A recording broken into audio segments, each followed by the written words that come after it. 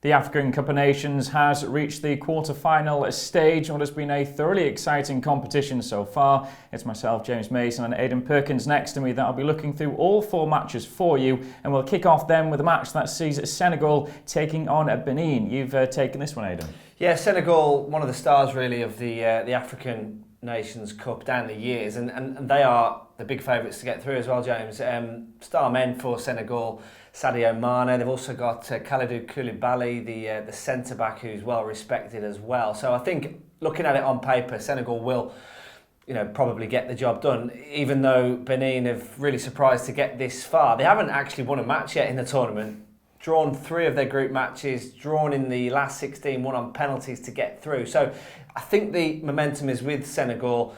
And like I say, with those star men, Sadio Mane scored the winner in the last 16, the Liverpool man. He'll probably be expecting to star again. And I think Senegal will edge this. I don't think it will be free-flowing. I don't think there'll be loads of goals, but I think Senegal will get through and book their place in the semi-finals. So that's the first game. Nigeria-South Africa is an intriguing one as well. With Nigeria, one of the big guns, and South Africa, maybe a little bit surprisingly, knocking out Egypt. Yeah, I think there's both teams, for me, I'm surprised they reached this stage of the competition. Nigeria, having not topped their group, they got beaten to top spot by Madagascar. They then managed to get past Cameroon 3-2 in the last round. That was a fantastic performance for them, and maybe a sign of things to come for the latter stages of this tournament, that maybe just starting to hit their stride now. Odion Ighalo, he scored 2 goals there, the former Watford man. You also had Alex Iwobi, the Arsenal midfielder. He got on the score sheet. You look at South Africa, it was a huge shock when they knocked out Egypt 1-0. I mean, that was a brilliant defensive performance from them. To get the win was very, very impressive. I look at these two, 4 of their last 5 meetings have ended in draws, and you can get the price at around 2-1, I think, for a draw to be on this game in the 90 minutes. That's probably where I'll go with this one.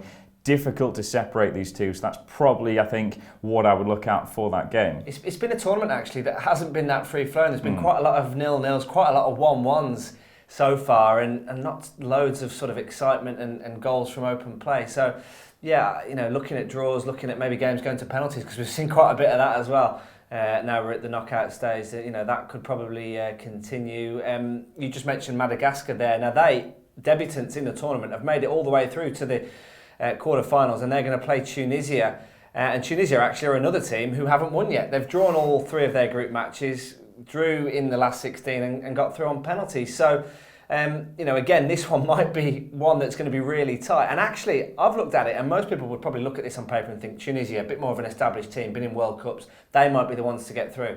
I think it's going to be Madagascar. They've won 2 out of their 3 group games to get this far. The debutants are building into the tournament, and I think they can surprise again and go all the way to the semi-finals. Madagascar, Tunisia, not many people are going to expect it, but I think Madagascar can get themselves through. That was a bold call there for Madagascar, where they have proved to be very surprise contenders, potentially to go on and win this whole thing. The last quarter-final match then, it's arguably the biggest one out of these 4, because the Ivory Coast taking on Algeria. Now, this has been an interesting one, because Ivory Coast, although they're picking up the wins, they haven't looked, like you said, free-flowing in this tournament so far. Just a 1-0 win over Mali in the last round.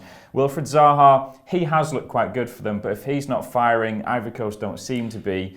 Algeria, on the other hand, well, they've just been mopping everyone aside there. 3-0 against Guinea. They've scored 9 goals in the tournament. They're yet to concede.